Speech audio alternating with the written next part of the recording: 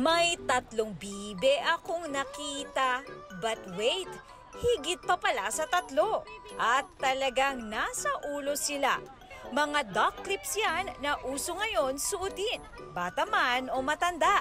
Si Angie Vega, not just 1, but 2 ang flex niyang duck clips na nakaka-happy vibes daw sa kanya at sa mga nakakasalubong.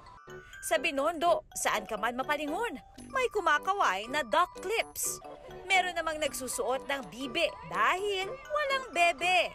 Kasi naganap kami ng bibi ko. At dahil mabenta, nagtitinda na rin ito ang dating tubero na si Joseph. Makalaking tulong po sa pang-araw-araw na gastusin. May iba't ibang bersyon online kung bakit at paano ito nauso. Pero ayon sa isang eksperto, Nobyembre o Disyembre pa raw noong nakarang taon nagsimulang nauso sa Baguio ang duck clips na isang fad na likas daw sa mga Pinoy na sundan. Ang fad, karaniwan daw hindi tumatagal at napapalitan. Pero may magandang epekto pa rin daw bukod sa na-express ang sarili. Uso man o hindi, basta nakaka-happy, go with the flow lang.